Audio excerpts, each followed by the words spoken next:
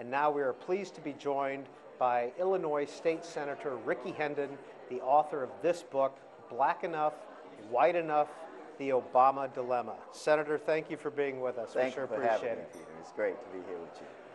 Why did Barack Obama threaten to kick your ass? Well, Barack and I served in the Senate together, and he had made a bad vote, and I was trying to protect a child welfare center in my district. And Barack was doing his conservative, fiscal conservative thing, and he was the only African American to vote against me, and won a few Democrats. So I'm the kind of guy, Peter, I walked the row and I asked him, why did you vote against me? And he gave me some BS, about why he voted with the Republicans. So I went back to my seat, kind of perplexed, and God is so good, about 5 minutes later they were closing a similar facility in his district. And even though I was going to vote to keep his facility open and not vote against him like he did me, I did point out that it would have been great to have his support 5 minutes ago when it was the west side and instead of the south side. And he got up and tried to change his vote. They wouldn't let him. And he got a little upset about that, and he came over and told me that I embarrassed him on the Senate floor, and if I ever did it again, he'd kick my butt. So I invited him back by the telephone to get it on. And we had a little scuffle, and but all is forgiven, but he was wrong, I was right, and the rest is history. Why did you say that that event proved to you that he was white enough to be president? Well, at that point in his, that was the run for president, there were a lot of questions of will he engage in war, will he fight? And this was proof that he would fight. If he would fight a West Sider like me, then he would fight. And I wrote the book, Black Enough, White Enough, The Obama Dilemma, during the campaign. And it was scheduled to come out before the November election. But we waited, and to put the results in the book. But I wanted to show people that Barack was tough enough to be president of the United States. Are you two friends? Well, I consider us friends. I'm not going to lie on C-SPAN and say we're great friends, but we're friends, and we work together. I supported him for president. I've traveled to different states to help him win, but I'm still going to challenge him when he's wrong. I believe he's wrong on the war in Afghanistan, and I say it everywhere I go. I think it's a drag on the economy. I believe he's still trying to prove that he's tough enough or white enough to be president of the United States, and he should get away from that by now. So when the president said recently that with regard to the BP incident, he wanted to kick some ass, what was your thought when you heard that? Well, at first I thought it was a little late. He should have said that from the very beginning. But then I don't know everything. That's one reason I wrote this book, is because I'm a politician. I'm served in the Senate, and often the public doesn't know everything. So because I didn't know everything, I withheld judgment. But I thought it was a little late. He should have said that from the beginning.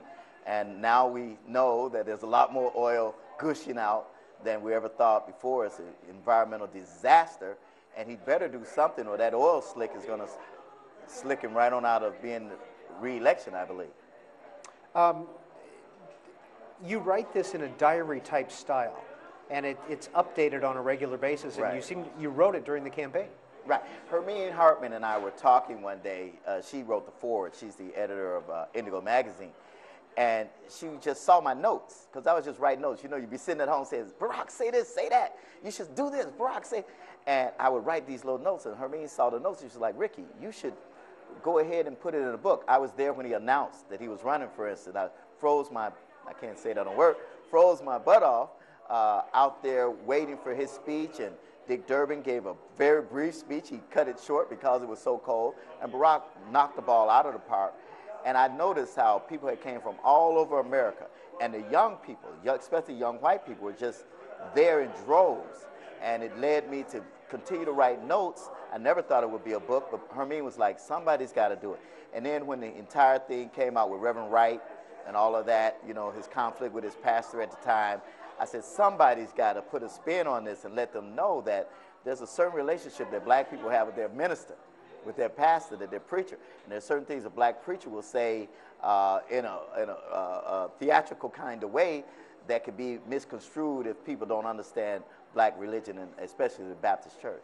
We are talking with author and Illinois State Senator Rickey Hendon about his book, Black Enough, White Enough, The Obama Dilemma. The numbers are on the screen in case you'd like to dial in and talk with him. 202 is the area code, 585-3885 for those of you in the East and Central time zones, 585-3886 for those of you in the Mountain and Pacific time zones. Senator Hendon, who is Alice Palmer? Well, Alice is the lady, she was the senator at the time when Barack first entered into politics, and she had just ran for Congress, so she lost Congress. Jesse Jackson Jr. won that seat, and Barack was in the right place at the right time. They sort of had a deal. Alice thought she was going to win Congress, that she would support Barack for her Senate seat after she won Congress, but she didn't win. So she ran for re-election, and some of Obama's operatives, which were Alice's friends, kicked Alice Palmer off the ballot. And that's the only way Barack became president of the United States, because he never would have beat Alice Palmer. No one would have, logical, gave him any chance against Alice. She was very loved, very well loved, and they knocked her off the ballot. They, in fact, kicked all of his opponents off the ballot, and Barack won his first election unopposed. What does that say about him? It says that he was smart enough to say he had nothing to do with it, but at the same time, it shows that he was a politician, which is part of this book. Part of Black Enough, White Enough, the Obama Dilemma. Is he black enough, white enough? He is a politician. And I wanted people to understand that. I mean, even in the African-American community, they were very upset about Barack, about a lot of things. I'm like, you got to understand, he's a politician. So let politicians do what politicians do. And that was a shrewd political move to kick his opponent off the ballot, because he never would have beat her. And then we wouldn't have him as president of the United States today, because one election led to the other. What's Alice Palmer doing today? Well, Alice is a professor. She's working at University of Chicago. Alice is all right. Are Illinois politics special? It's rougher, it's tougher, probably than any other place in the world. Illinois politics, Chicago politics. It's cutthroat, very difficult, and it's like no other. Briefly give us your history in politics.